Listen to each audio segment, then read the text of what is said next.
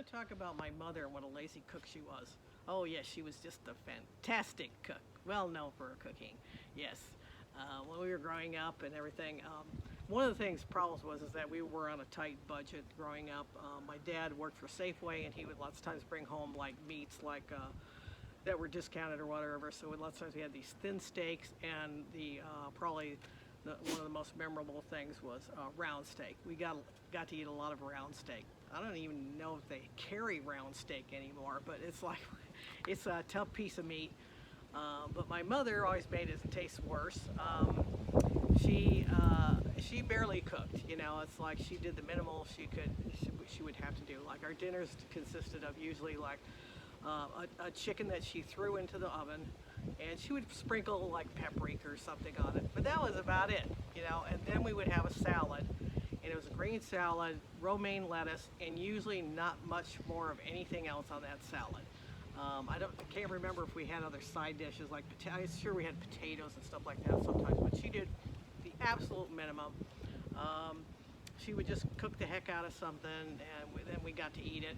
I was told by my dad some years ago that we used to have a lot of pot pies. I don't remember. I guess I was really young then, so I don't remember the pot pies. But he used to say we used to eat a lot of like chicken pot pies.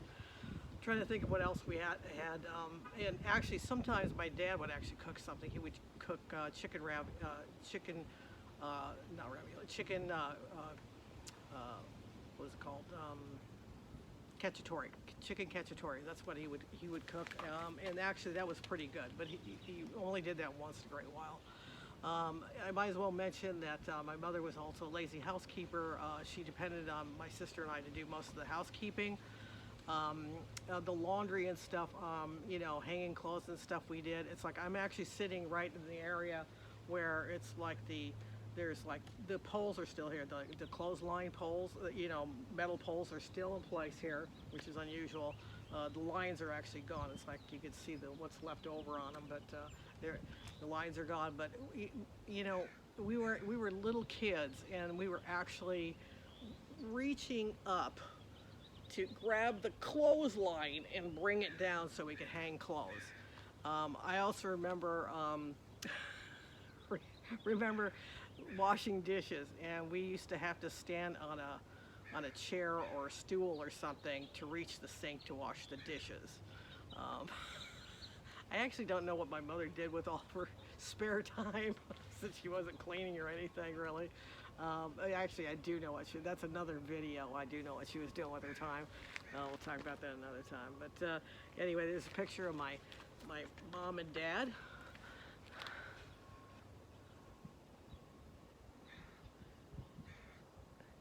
Happily married, and my dad was like he was such a good man. You know, it's like he really was madly in love with my mother. Otherwise, he would never. No man would put up with the crap.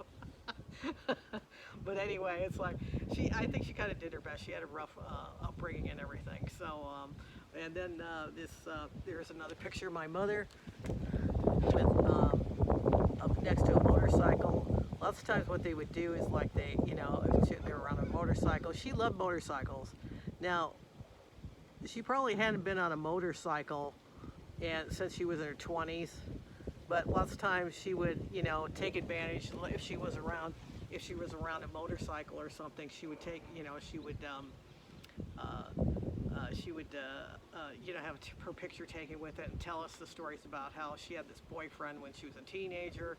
She wasn't really crazy about him, but she would get on the motorcycle. You know, she liked to go on the motorcycle, so he had a motorcycle, so she always took rides on the motorcycle when she was a teenager. But like I said, she probably hadn't been on a motorcycle since she was in her 20s.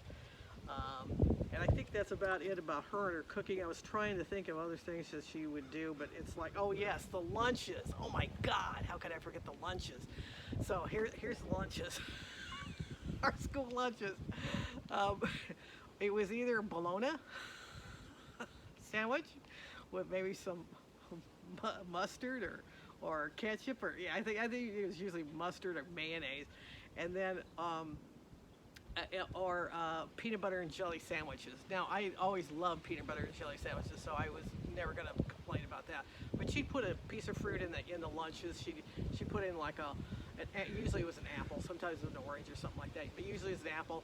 And then we would get like 5 cents, 6 cents, 7 cents. That's what milk cost. So you would go to the guy that sold the little milk cartons, and we'd get a milk carton of milk. And, we always brown bagged it we never really ate like cafeteria. This was when I was in grammar school.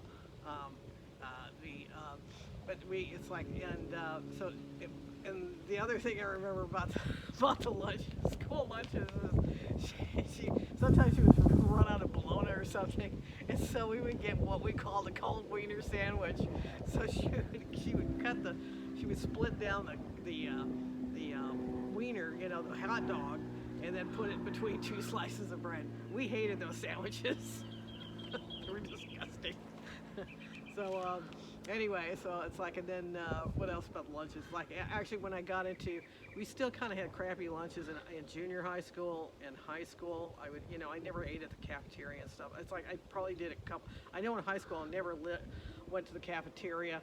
A friend of mine would sometimes go to the cafeteria and get like a drink or something. She'd get me a drink, but in junior high school, I think I used to actually go up to the counter sometimes and actually get food at the cafeteria at junior high school. That wasn't so bad. And I'll have to talk about my junior high school and high school experiences later. But yeah, that was the wonderful. Here's the odd thing about her and her cooking and everything. My grandmother, her mother was an excellent cook and baker. She was fantastic at baking and everything, and then she would cook stuff. And then to raise a kid that was like, I don't know what happened, because actually my grandmother taught me how to bake good, she was into a lot of bakery stuff, so she taught me how to bake and everything. But as far as like, doing it, it's like her passing that out. I don't know what happened there. It's like, she must have taught her. She had to have taught her how to cook and everything. And actually, once in a while, she would sew items too. She would sew things. For us, it's like, and my grandmother was still alive at the time when I was younger. My grandmother died. Let's see, I would have been.